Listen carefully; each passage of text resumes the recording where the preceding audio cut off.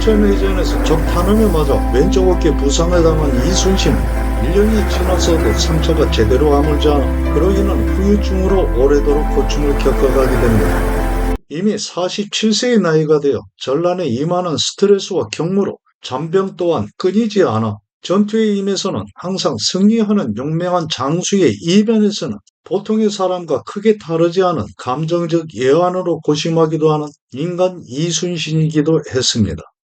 어머니를 하늘처럼 생각하는 효심, 먼저 세상을 떠나간 두 형들의 자손인 조카들에 대한 걱정, 떨어져 있는 아내와 자식들에 대한 그리움, 그런 공허함과 피로를 부하 장수들과의 술자리로 덜어내기도 하고 자신을 끝까지 신뢰해준 유성룡에 대한 정의를 잊지 않고 서신을 보내 근황을 알리기도 하며 군사들이 모두 모인 자리에서 스스럼 없이 고기 한 점을 집어먹기도 하는 소탈함은 갑옷을 벗은 한 사람으로서의 이순신을 그대로 보여주는 모습들인데요. 전투를 함께하며 언제나 승리하는 가운데서도 경상우수사 원균에 대한 인간적인 갈등과 번민을 그대로 일기에 적기도 했습니다. 원균의 행동 방식과 처세, 전쟁에 임하는 장소로서의 책임감과 군사와 병기 등에 대한 준비와 관리 등에 있어 자신 뜻에 맞지 않았던 원균에 대한 감정을 굳이 숨기려 하지는 않았는데요. 그런 이순신은 포로로 잡힌 외적의 태도가 불손하거나 충실하지 않을 때는 가차없이 목을 베게 했고 아군이라 해도 군령을 어기거나 전투에 임해 임전무태의 태도를 보이지 않을 때도 역시 용서하지 않았습니다. 사천에서의 해전을 승리로 이끈 이순신은 1592년 6월 2일 척후선으로부터 당포에 외선 21척이 정박해 있다는 첩보를 받고 부상한 몸을 추슬러 함대를 이끌고 그곳 바다로 향합니다. 당포 해안에 도착해 자신이 타고 있던 대장선을 앞세워 적선들이 있는 곳을 향해 나아가는데요. 조선의 대형 전선이 판옥선과 유사한 크기의 큰 배 누각 위에서 비단옷을 입은 손에 금부채를 쥐고 위험있게 앉아 움직이지 않고 있는 적장을 발견한 이순신은 화포를 일제히 발사하게 하면서 외적의 장수가 탄 배를 향해 돌격하였고 화살을 맞은 외적의 장수가 바다로 추락하니 중심 잃고 혼비백산한 왜군은 좌충우돌하다 모두 섬멸당합니다. 이 당포해전은 옥포해전, 하포해전, 적진포해전, 사천해전에 이은 5번째 해전인데요. 육지에서는 거칠 것 없이 북상해 가던 왜군이었지만 바다에서 돌발한 연이은 패전에 따른 예상하지 못한 상황이 이어지자 후방에 대한 염려로 그 집중력이 분산될 수밖에 없게 됩니다. 이토록 전라우수사 이혁기가 전선 25척을 거느리고 와 합류하니 조선 수군의 전력은 더 한층 증가하게 되었는데요. 이 당시 외적의 수군은 뚜렷한 저항 세력이 없는 경상도 앞바다를 각 장수가 이끄는 함대별로 이동하면서 약탈을 일삼고 있었는데 당포 해안에 외선들이 정박해 있다는 첩보를 입수한 이순신은 당포 승전 3일 후인 6월 5일 당포로 뱃머리를 향하게 하여 진격합니다.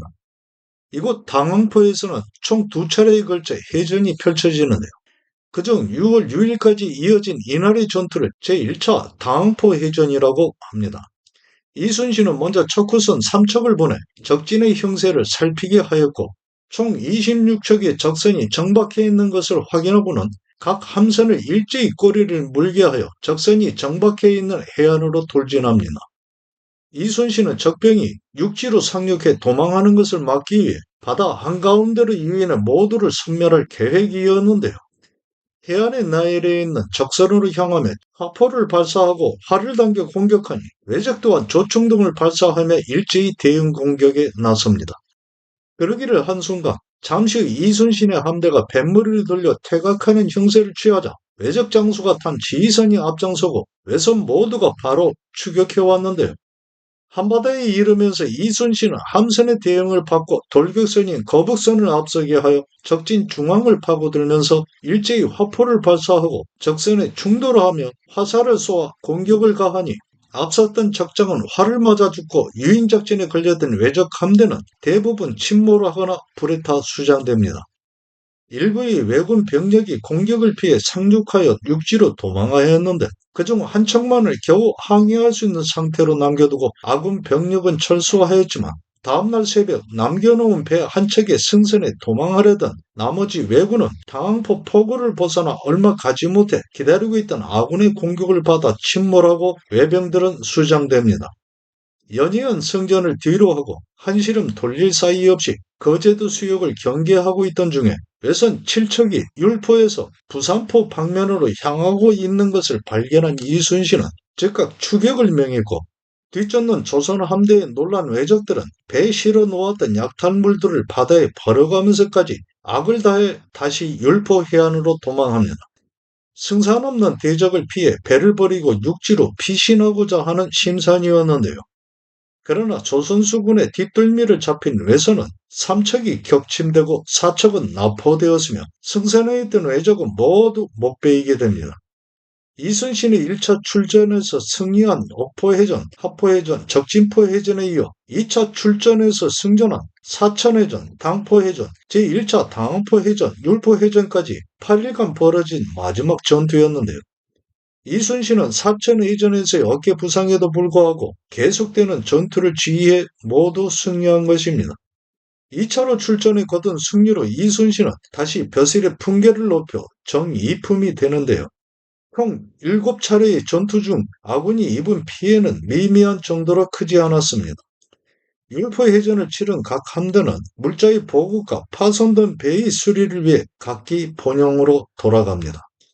이순신이 남해 해전에서 연승을 거두어 가고 있을 즈음인 1592년 선조 25년 6월 5일 임진강 방어선마저 무너진 상황에서 평양성에 우거하고 있는 선조가 검은 옷을 입고 왜군의 정세를 살피기 위해 명나라에서 온 사신을 만나 말합니다. 우리나라를 침범한 왜적을 변방을 지키는 신하들이 불행하게도 제대로 방어하지 못했고 나라가 태평한 지 이미 오래되었기 때문에 백성들이 전쟁을 알지 못해 열흘 만에 여러 거울이 연이어 함락당한 후 왜적의 기세가 더욱 등등해져 과인이 종묘를 지키지 못하고 급히 피해 이곳에 이르러 있으니 수치스럽고 염려되는 마음이 더 큽니다. 임진강을 넘은 왜적은 이미 대동강가에 다다라 있는 상황이었는데요. 2월 9일 왜적이 대동강 동쪽 강가에 말뚝을 박아 그곳에 고니시 유키나가와 대마도주 등의 이름으로 된 서신을 매달아 놓고 갑니다. 고니시 유키나가는 4월 13일 왜적이 침략할 때 선봉장이 되어 부산에 상륙한 자인데요. 서신의 내용은 조선의 강화를 청하는 것이었으며 31세의 나이로 종이품의 대사원이 된 이덕형을 대동강 배 위에서 만나 회담하자는 것이었습니다. 영의정 이산해의 사위인 한음 이덕형은 오성 이항복과 함께 오성과 한음으로 잘 알려져 있는 사람으로 불과 37세의 나이에 우의정이 되고 후에는 영의정이 자리까지 오른 사람입니다. 명나라에 구운병을 요청하는 청원사라가 이를 이루었는데요. 이 당시 선조는 유성룡 등의 만류에도 평양성을 떠나 북쪽으로 향할 마음을 굳히고 이미 왕비와 왕자를 먼저 출발하도록 준비하고 있는 상황이었습니다. 선조는 왜적 장소에 청을 들어 이덕형에게 나아가 왜적의 말을 들어보게 하였고 대동강 중앙에 띄어진 배에 승선한 이덕형에게 술잔을 돌린 적장이 말합니다. 일본은 기국과 전쟁하고자 하는 것이 아닌데 이전에 동네 상주 용인을 지날 때마다 회담을 요청하였으나 기국은 그에 답은 하지 않고 군사만을 움직였기에 우리가 여기까지 오게 된 것이오. 우리는 판서가 기국의 왕을 모시고 이곳을 피하여 우리에게 요동으로 가는 길을 열어줄 것을 원할 뿐이오. 만약 귀국이 단지 중국만을 침범하고자 했다면 어찌 절강으로 향하지 않고 이곳으로 온 것이오? 이것은 실로 우리나라를 침략하고자 하는 계책일 뿐이니 죽어도 그 말을 들어줄 수는 없어. 그렇다면 강화는 없는 것이오. 절강은 전당강으로 중국의 저장성을 북동으로 지나 황해로 흘러드는 강인데요. 중국을 침범하고자 했다면 왜 황해로 이동해 절강으로 들어가 곧장 대륙으로 상륙하지 않고 굳이 조선의 땅을 지나가고자 하는 것이냐는 이덕형의 물음인 것입니다. 최초 고니시 유키나가가 부산에 상륙해 동래를 함락할 때 울산 군수 이연함을 생포하여 도요토미 히데요시 신입장과 예조에 보내는 공문을 주어 보냈는데 돌아온 이연함은 처벌이 두려워 탈출해 도망왔다고 거짓을 말하고는 히데요시의 신입장과 공문을 전달하지 않았던 것입니다. 대동강 강변에 진을 치고 있던 왜적은 그동안의 이동으로 지치고 군량도 떨어져 있는 상태였는데 그 사실을 감추기 위해 마치 군량이 충분한 것처럼 가만히에 모래를 담아 쌓아놓고 강가에서 말을 달리며 평양성을 향해 조총을 발사하면서 위협하기를 멈추지 않으니 경성을 비우고 피난을 떼어같이 선조는 다시 북도로 향할 것을 결정하였고 이를 눈치챈 백성과 군사들의 소란스러운 술렁거림은 더욱 커지게 됩니다. 이윽고 함흥으로 향하는 왕비의 행렬이 출발하면서 궁에 속한 노비들이 평양성을 나가자 흥분한 백성과 군사가 소요를 일으켜 앞을 막으면서 몽둥이를 휘둘러 계집종은 말 아래로 떨어지고 길에서 소요에 가담한 병사를 만나 호조판서 홍유수는 등을 맞아 부상해 몸을 의지하여 다시 돌아와야 했는데요. 거리 곳곳마다 칼과 창이 번득이고 그들이 지르는 소리로 땅은 진동했는데 모두들 임금이 평양성을 버려서는 안 된다는 것이었습니다. 이날 평양성 안의 소요가 끊이지 않아 왕비는 결국 성 밖으로 나가지 못했는데요. 마침내 평안도 관찰사 성원신이 군사를 풀어 소요를 주도한 몇몇을 잡아 잠수해 모두가 보도록 하니 그때서야 광풍처럼 몰아치던 소란스러움이 차츰 가라앉아 흥분을 사귀게 됩니다. 그만큼 난리 속에 중심을 잡지 못하고 백성들의 생명과 안전은 뒤로 한 채 서둘러 피신할 궁리만 하는 임금으로 인한 불안감과 원망이 컸던 일이었는데요. 다음날 왕비를 함흥으로 먼저 출발하게 한 선조는 평양성을 따라 영변으로 향합니다. 안조를 거쳐 이틀 후에 영변부에 도착하니 성 안의 아정과 백성들은 모두 뿔뿔이 흩어져 산속으로 도망한 상태였고 오직 어쩔 수 없는 벼슬아치 5, 6명만 남아있을 뿐이었는데요. 처음 선조가 경복궁을 버리고 경성을 떠나올 때부터 조선이 틀림없이 망할 것이라고 생각한 많은 벼슬아치들이 먼저 도망하거나 이런저런 핑계로 임금을 수행하는 행렬에서 빠져나갔고 피난 도중에도 눈치를 살펴 하나둘씩 도망에 떨어져 나가는 상황이었으니 그런 상태의 현실은 모두에게 낯설지 않은 일이기만 했습니다. 더군다나 세상이 바뀌길 원하는 일부는 왜군의 침략에 동조해 앞서서 길잡이가 되는 것은 물론이고 관군에 맞서 싸우기도 했으며 포로로 잡아 왜적에 바치기도 했는데요. 임금인 선조의 형편이 이러했으니 세자인 광해군이나 나머지 왕자를 따르는 사람도 거의 없어 경성을 떠나 평안도 의주에 이르기까지 선조를 계속 수행한 문무관이 겨우 17인이었고 환관 수십인과 어이 허준, 궁궐을 관리하며 왕의 심부름을 하는 액정은 4, 5인, 궁중의 가마와 말 등을 관리하는 사복은 3인만이 끝까지 선조를 따랐을 뿐입니다. 이런 상황임에도 선조는 언제나 여차할 시에는 요동으로 넘어가 명나라의 도움을 얻어 조선 땅을 버리고 그곳에 소위 망명 왕조를 세우겠다는 생각뿐이었는데요. 영변에 도착한 날 저녁 인성부흥군 정철, 영의정 최웅원 등과 장차 어느 곳으로 향해야 할지를 의논하던 중에 선조가 말합니다. 아랫사람들이야 어디든 못 가겠는가마는 나는 정주로 피신해야겠다. 평양성이 무너지면 함경도 또한 무사하지 못할 것이다. 만약 왜적이 뗏목을 만들어 일시에 쳐들어오면 과연 누가 그 공격을 막을 수 있겠는가? 평안도 정주는 국경지역이 의주와 신의주 밑에 있는 지역인데요. 그의 최응원이 묻습니다.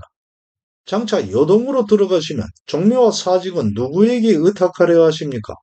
만약 명나라가 받아주지 않고 왜적은 뒤에서 우리를 공격하면 그때는 어찌하시겠습니까? 지금 정주로 옮기신다는 명이 있자 인심이 다시 소란스러워지고 있으니 잘 헤아려 정해야 할 것입니다. 왜적이 팔도에 모두 장수를 보내겠다고 했으니 우리나라에서는 피할 만한 곳이 없을 것 같다. 왜적의 손에 죽느니 차라리 중국 땅에서 죽겠다. 비록 중국이 받아들이지 않는다 하더라도 나는 반드시 압록강을 건널 것이다. 요동으로 들어가시면 왕비와 비는 어떻게 하려 하십니까? 모두 놔두고 갈 수는 없는 일이니 따를 사람을 가려서 데려가는 것이 옳겠다. 세자비는 세자와 함께 북도로 보내는 것이 좋겠습니다. 종묘사직은 세자가 함흥에 모시는 것이 어떻겠는가? 요동으로 가고자 하는 것은 단지 난을 피하기 위한 것만은 아니다. 안남국이 멸망하고 중국에 의탁하니 중국에서 군사를 보내 안남국을 다시 일으키기도 했다. 나도 또한 이런 경우를 생각했기 때문에 요동으로 가고자 하는 것이다. 세자는 북도로 향하고 영상이 수행하는 것이 좋겠다. 나를 따를 사람은 자원하도록 하라. 몸이 쇠약해 따르지 못할 사람도 있을 것입니다. 어려움 말고 각자 말하라. 북도로 향하는 것도 종묘 사직을 위해 중대한 일이니 어쩔 수 없이 많이 보내야 한다. 요동으로는 왕비와 두세 명의 비빈을 부득이 데려가야겠다. 중국에 들어가면 구원봉을 청해 혹시 우리나라를 회복할 방도가 있을지 모른다. 분조는 전란 등을 당해 피난할 때 임금과 세자가 각기의 장소로 나누어질 경우 세자가 따로 거느리는 조정을 말하는데요. 이날 세자 광해군에게 분조할 것을 명한 선조는 자신의 면전에서 요동으로 함께 가겠다고 자원하는 신하가 없자 밤에 몇몇 되지 않게 함께 하고 있는 신하들을 불러 다시 말합니다. 나는 중국에 들어가 의탁하겠다. 세자는 당연히 종묘사직을 받들어 이곳에 머물면서 나라를 살펴야 할 것이다. 누가 흔쾌히 나를 따라 요동으로 갈 것인가? 그의 오성 이항복이 말합니다. 신은 부모가 계시지 않고 나이도 젊어 병이 없으니 당연히 죽음으로 어려움을 따르겠습니다. 그러나 이항복에 달린 나서는 신하가 없자 선조는 이항복으로 하여금 밖에 나가 자원자를 모으게 하는데요. 그럼에도 승지, 홍진, 이조참이 이괴, 무관, 한연 등 세 사람만 뜻을 받아들입니다. 상황이 그렇게 되니 이항복은 선조가 스스로 따를 신하를 정하기를 청하였고 선조는 몇 사람을 정하고 최응원 등 10여인은 세자를 따르게 합니다. 그러자 선조가 낙점한 신하 중 유홍은 세자를 따르게 해달라고 청하였지만 선조는 아무런 대꾸를 하지 않았는데요. 다음날 다시 발길을 재촉해 밤이 되어서야 비 내리는 가운데 횃불도 없이 가산에 도착하는데 따르는 신하가 이항복, 정철, 박동량 등 채 20인이 되지 않는 초라한 행렬이었으며 그동안 어전에서 하나하나 일을 기록하여 사초를 작성하던 사인의 사관도 모두 사초와 붓을 내던져 버리고 슬며시 뒤로 쳐져 주랭랑칩니다.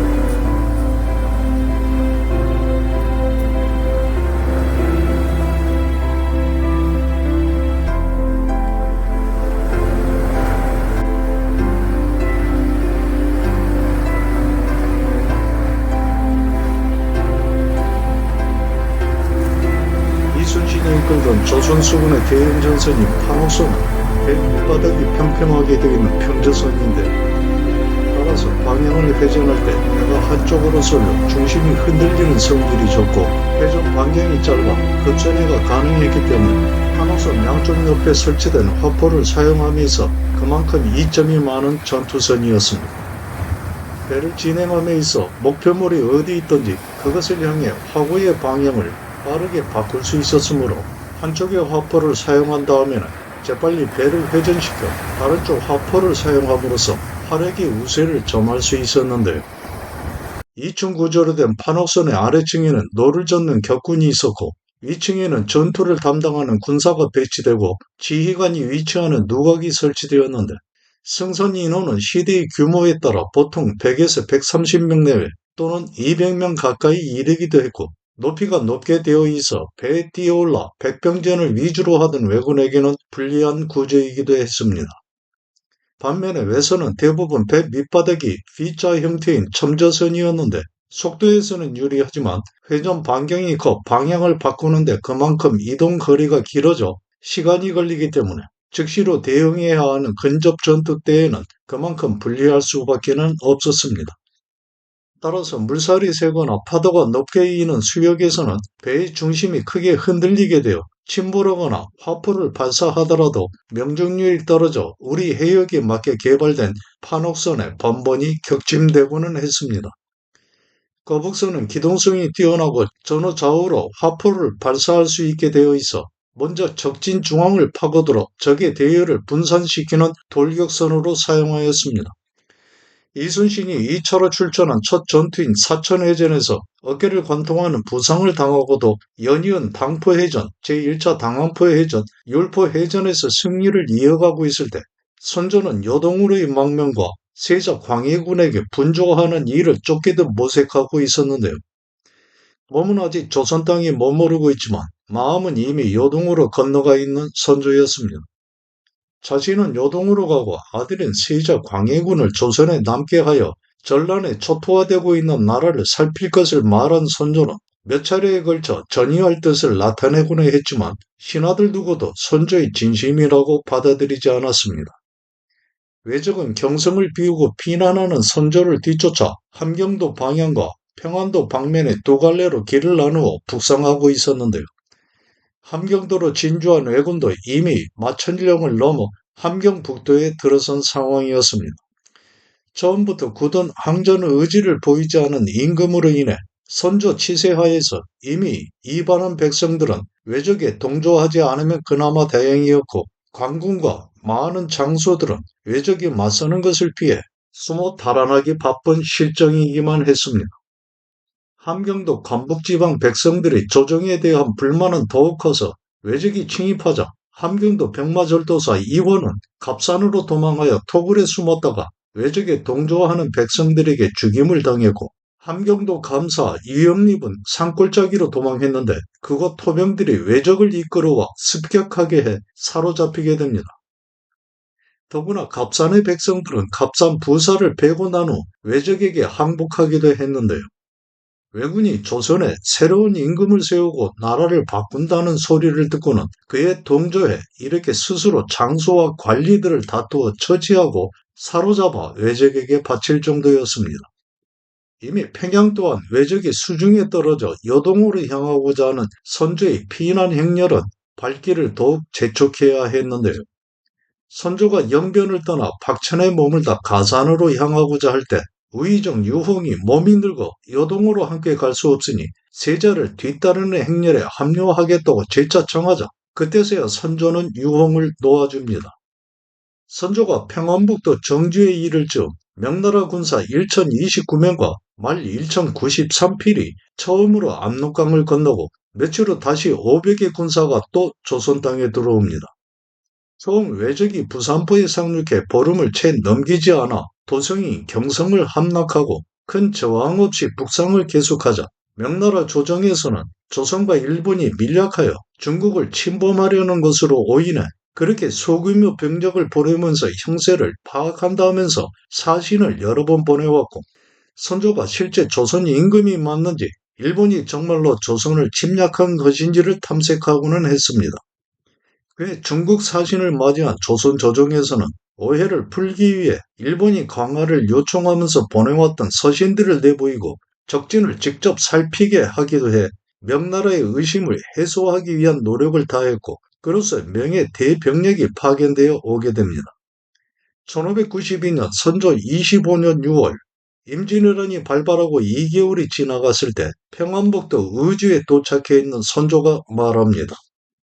만약 명예장수가 물러가고 왜적이 더욱 가까이 닥치면 반드시 일이 급해질 것이니 여동으로 가겠다는 뜻을 명예장수에게 미리 말해두는 것이 어떻겠는가. 미리 말하게 되면 오히려 일이 그르칠 수도 있으니 상황이 임박해서 조처하는 것이 옳겠습니다. 만약 그렇게 했을 때 혹시나 강을 건너지 못하게 될 것이 염려되기 때문이다. 여동으로 가는 것은 급히 할 수 없는 일이니 미리 준비할 것은 충분히 갖추도록 하라. 북도와 전라도, 경상도, 충청도, 강변 등 아직은 피해 다닐 만한 곳이 남아있으니 이곳들을 이용하여 도모하면 상황이 나아질 수도 있습니다. 중국 쪽 강변에 정박한 배 절반을 우리 쪽에 위치하게 명나라 장수에게 말하라. 짐 싣는 말은 이곳에서 마련하고 호위할 병마는 이웃 거울에서 뽑아 따르게 하라. 우리나라 피난민들이 타고 강을 건널 것을 염려해 명나라 군사가 압록강을 건너올 때 타고 온 배는 모두 중국 쪽에 정박해 놓았던 것인데 그중 절반을 위급할 때를 대비해 미리 우리 쪽에 대기시키라는 말입니다. 대신들은 조선 땅에 머무르면서 후위를 도모할 것을 말해도 급박한 마음의 선조는 여동울의 끈을 놓지 않으려 한 것인데요. 다음날 선조가 또 말합니다. 요동이든 다른 곳이든 의논만 하는 것은 아무런 소용이 없다. 급박한 상황이 되어 낭패 겪지 않도록 빠르게 처치하라. 애초 요동으로 가고자 하는 계획은 어떻게 생겨난 것인지 알 수 없습니다. 이러한 말이 생겨난 뒤로는 신하와 백성들은 모두 놀라 괴이하게 생각했지만 어디에 물을 것도 없어 갈피를 잡지 못하고 당황하여 안정을 찾지 못하고 있습니다. 지금 외적이 비록 가까이 접근해 왔지만 전라도, 경상도, 충청도가 모두 완전하고 강원도, 함경도 역시 전란의 피해가 크지 않은데 전하께서는 어찌 신하와 백성을 생각 안 하시고 끝내 필부의 행동을 하려 하십니까? 더구나 명나라에서 받아들일지도 알 수 없고 비와 빈도 동행해야 하는 형편에 여동 사람은 거의 모두 무식해 비웃고 업신여기면서 무례하게 행동하면 그것을 어떻게 막으시겠습니까? 또한 어찌 요동에 도착했다 하더라도 그곳의 풍속과 음식에 어찌 적응하시겠습니까? 생각만 해도 눈물이 흐를 지경입니다. 요동으로 가는 논의는 신들로서는 이제 결코 다시 할 수 없습니다.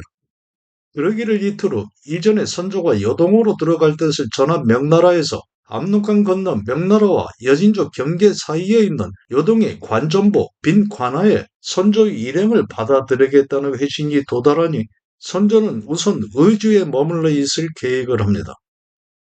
그러는 사이 명나라에서 외적이 정세를 파악한다고 하며 은밀히 심유경을 보내오는데요. 실상은 외적의 기세에 두려움을 느낀 명나라가 외적의 장수를 만나 비밀리에 강화를 청하고자 했던 것입니다. 심유경은 모사에 능하고 달변으로 평소길과 평의지와도 안면이 있다고 말하기도 했는데요. 자신들이 예상했던 것보다 수월하게 북진을 이어가던 왜군은 애초 서해를 통해 군량과 물자를 공급받을 계획이었습니다.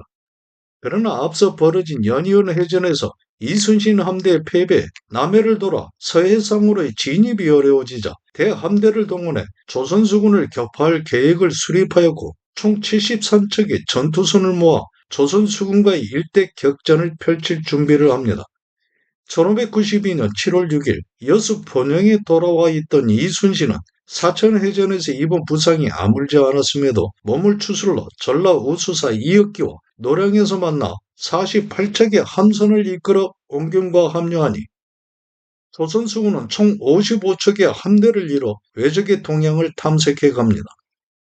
7월 8일 외적의 배들이 견내량에 정박해 있다는 첩보를 입수한 이순신은 적선을 앞바다로 유인해 섬멸할 계책을 세우는데요. 거제도와 육지 사이에 있는 견내량 해협은 지형이 좁은 문길로 전투를 치르기에는 장애물도 많아 적합하지 않았고 또 전투에 패배한 적군이 육지로 도망하기가 수월해 적선을 넓은 바다로 이끌어 모두를 일거에 경멸하고자 한 것입니다. 임진왜란이 발발하고 왜군과 조선수군 사이에 역량을 결집해 치르게 되는 최초의 대결전이었기 때문에 만약 조선수군이 패배하게 된다면 남해와 서해바다 모두를 외적이 장악하게 돼 조선의 운명은 다하게 되는 매우 중대한 해상전이었습니다. 외적의 배가 정박해 있는 견내령 입구로 이동한 이순신은 먼저 조선수군의 큰 전투선인 판옥선 6척을 보내 공격하는 척하며 적선을 유인하게 했는데요. 적진에 접근한 판옥선이 화포 공격을 퍼붓다 일시에 뱃머리를 돌려 퇴각하자 적선들이 그 뒤를 쫓아 견내랑 해협 입구를 빠져나오니 그 앞에 포진하고 있던 조선수군은 대형을 받고 마치 학이 날개를 펴듯 좌우로 길게 늘어서며 외적의 함대를 에워쌉니다. 이순신은 미리 훈련한 학익진을 펼친 것인데요. 배밑이 뾰족한 형태의 첨저선인 외적의 배가 방향 회전은 느려도 기동력이 빨랐기 때문에 조선수군의 좌우로 빠져나와 오히려 아군이 포위되는 것을 막고 적선을 한 곳에 모아 우세한 화력의 합포 공격으로 모두를 섬멸할 작전이었습니다. 조선수군의 판옥선은 평자선이기 때문에 좌측과 우측으로의 방향 전환이 빨라 배 양옆에 설치되는 화포를 번갈아가며 연이어 발사할 수 있어 그만큼 화력을 증가할 수 있던 것입니다. 적선을 에워싼 조선수군의 전선에서 일제히 화포 공격을 가하고 재빨리 좌우측의 방향을 돌려 다른 쪽의 화포를 발사하기를 거듭해가자 마침내 외적의 배가 하나둘씩 파괴되어 격침되면서 외적 함대는 혼란에 휩싸이게 됩니다. 파포 공격으로 불에 타거나 파괴되어 침몰하는 배는 외적의 전선뿐이었는데요. 이날 이순신이 조선 수군에 대피한 외적의 배 47척이 침몰하고 12척이 납포되었으며 나머지 14척은 침몰을 피해 도주합니다.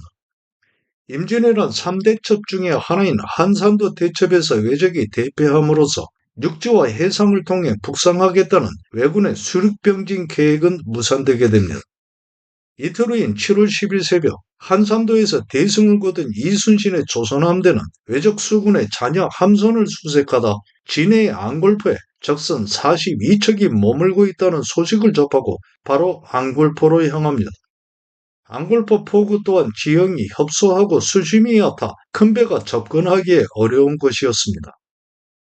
때문에 견내랑에서와 같이 적선을 유인해 내려 했지만 한산도에서의 대패로 두려움에 젖어 있는 외적은 한바다로 나오려 하지 않고 해안에 인접해 있는 상태로 방어에만 치중하는 형세였습니다. 그러다 불리하면 배를 놓아두고 육지로 도망할 심산이었는데요. 외적들이 끝내 유인작전에 걸려들지 않자 이순신은 작전을 바꿔 적의 도망을 저지할 예비 함선을 뒤에 남겨두고 선두에 서서 적진을 향해 나아가 여러 장수들에게 명해 번갈아가며 외적을 공격하게 합니다. 그 결과 42척의 전선 중 대부분이 파괴되거나 불에 타 사라져버렸는데요.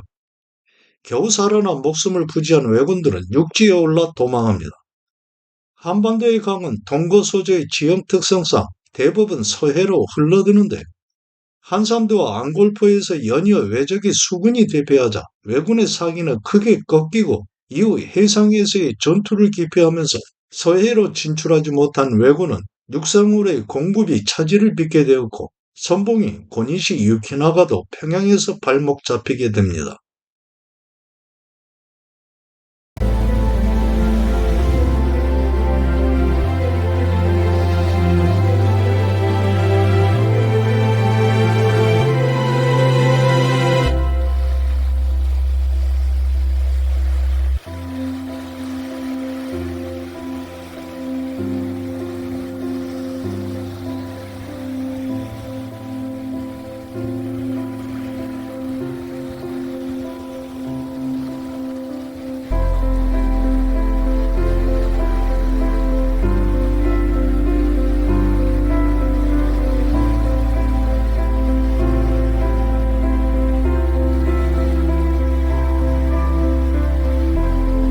전라우수사 이혁기와 경상우수사 은견이 합류하고 이순신이 이끄는 조선의 함대가 한산도에서 대승을 거두는 이어 겁을 집어먹고 앙골포에서 웅크리고 있던 외적의 잔여 세력까지 추격해 모두 격렬해버리자 왜군은 해상에서의 전투 의지를 상실하면서 더 이상 남해를 통한 서해로의 진출을 포기하고 조선 침략의 거점인 부산포로 퇴각해갑니다. 조선 수군과 왜군이 한판 승부를 벌인 한산 대첩으로 왜군의 운명은 사그라들기 시작하는데요. 이제 해상에서는 공수의 입장이 뒤바뀌어 가게 됩니다. 해상에서 외적의 수군이 연일 패퇴하는 가운데 왜군은 호남으로의 침투로를 확보하기 위해 육지를 통한 공격을 맹렬하게 해왔지만 권율과 그 희화장수들 그리고 곽재우 등 의병들의 기세 넘치는 활력으로 번번이 물러나고 맙니다. 전란 쪽이 미리 겁을 먹고 맞서 싸울 엄두조차 내지 못한 채 서둘러 도망한 것과는 달리 호남을 방어하는 관군과 의병들은 외적들의 공격에 분연히 임해 모두를 격퇴해야 합니다. 그렇게 육지에서 호남으로의 왜군 침입을 저지하자 이순신은 해상 전투에 더욱 집중할 수 있게 되는데요. 앙골포 해전에서 승리한 이순신 함대가 각기 본영으로 돌아가 정비와 물자의 보급을 완료한 1592년 8월 남해의 제일권을 장악한 이순신은 왜군의 침략 거점이자 본거지인 부산포를 공격하기 위해 함대를 움직입니다. 조선 수군의 4차 출정은 바로 왜군의 핵심부를 공격하기 위한 것이었는데요. 일찍 전라 우수사 이혁기와 합류한 이순신은 사량도에 이르러 경상 우수사 원균과 만나니 조선 수군의 함대는 판옥선 74척, 협선 92척, 거북선 3척으로 총 169척의 규모를 이루게 됩니다. 협선은 사우선과 같이 주력 전투선인 판옥선을 지원하는 작은 크기의 보조선으로 주로 척후 활동과 전투 시에는 판흑선을 보조하는 부속선 역할을 하던 배입니다. 당시 왜군은 한양에 주둔하고 있던 병력 일부를 다시 경상도 지방으로 내려보내고 있던 터였는데요.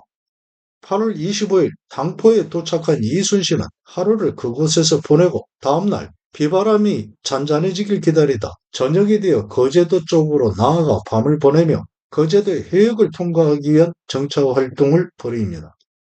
좁은 거제 해역에 혹시 외적의 매복이 있지 않을까 경계한 것인데요. 밤새 정찰 활동을 마친 이순신은 거제 해역을 신속히 통과하고 밤에 원포와 제포를 지나 8월 28일 가덕도에 다다릅니다. 다음날 부산포로 향하는 길목인 장림포에서 적선 6척을 조우했는데 외적은 두려움에 배를 버리고 모두 육지로 도망했고 외선은 전부 불살라 침몰시킵니다. 그러나 그곳 지형이 협소한 까닭에 함대를 정박할 수 없어 다시 가덕도로 돌아와 하룻밤을 보내게 되는데 가덕도에서 새벽 일찍 출발한 조선 함대는 아침이 되어 모른대를 지날 때 돌풍으로 파도가 크게 일어 잠시 혼란을 겪게 됩니다.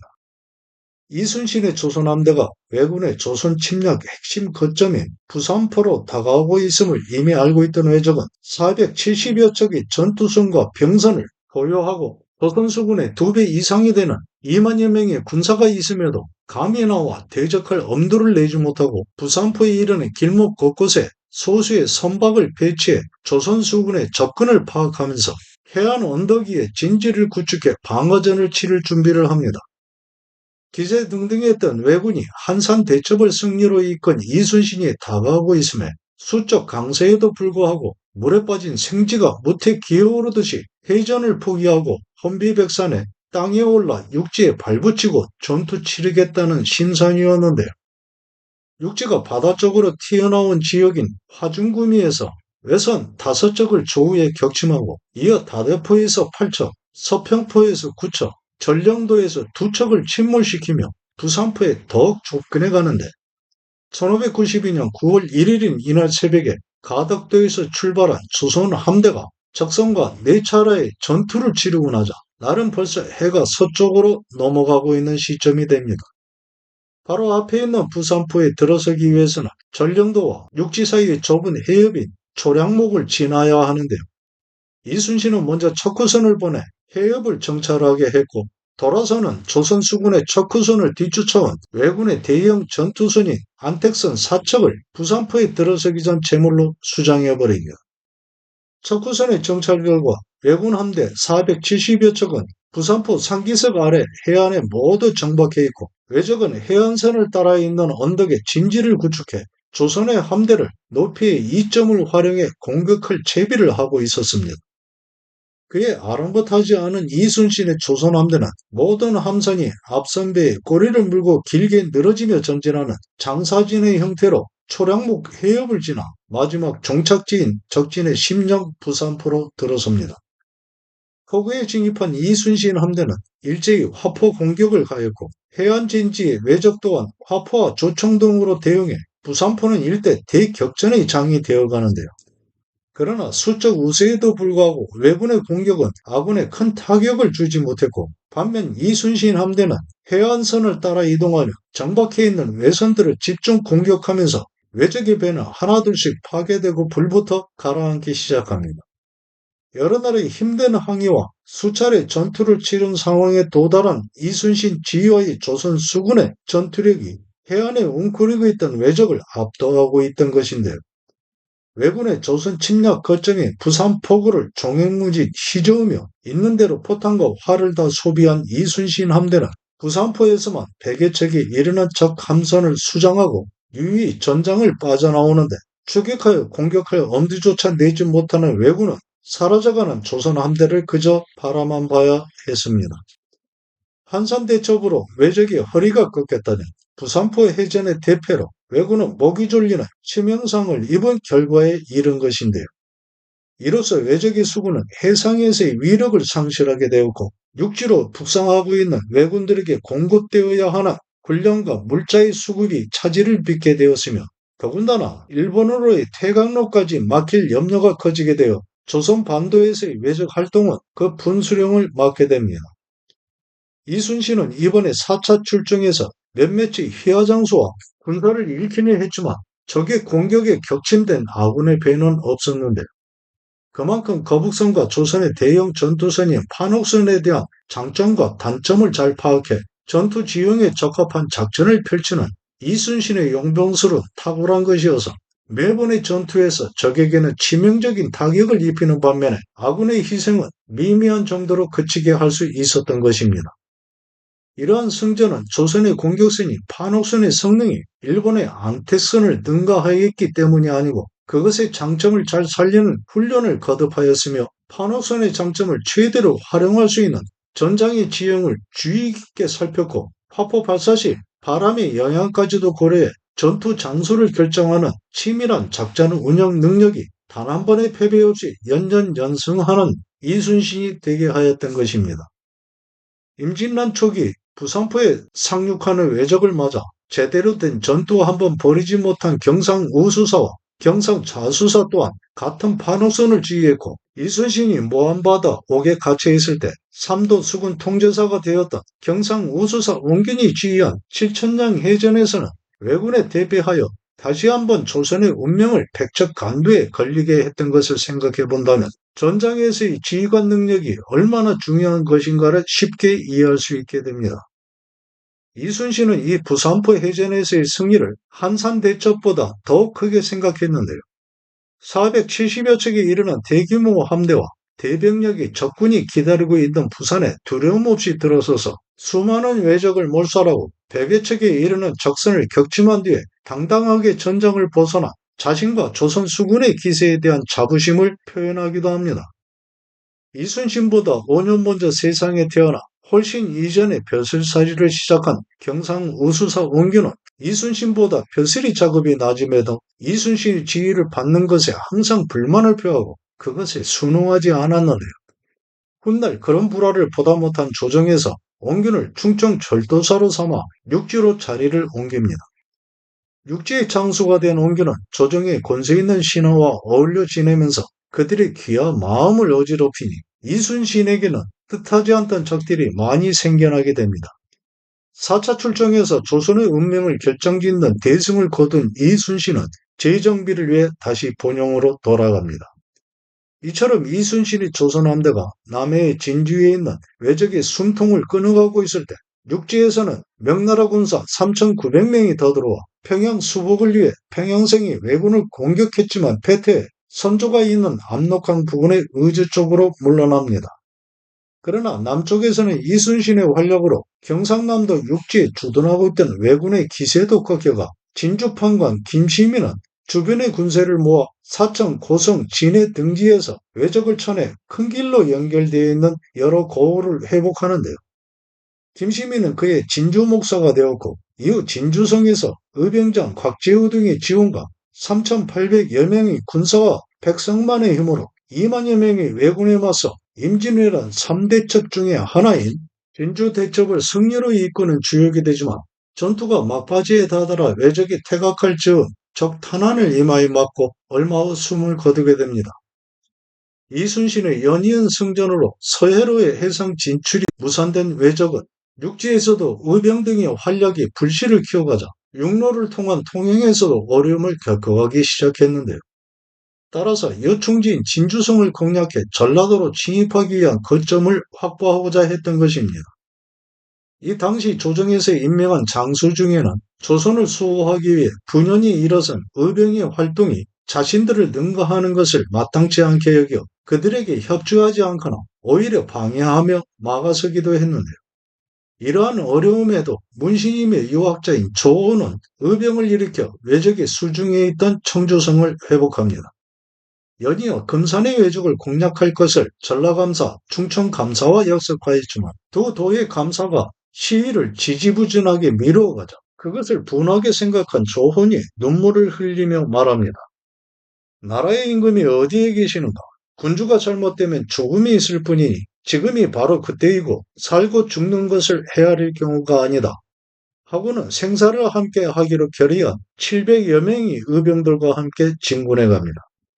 금산성 심리 가까이 이르러 진을 치고 관군을 기다렸지만 끝내 오지 않았는데 뒤따르는 부대가 없다는 것을 알아챈 잠복한 왜군이 조헌과 의병들을 포위하여 공격을 개시하자 조헌이 말하기를 오늘은 오직 죽음이 있을 뿐이다.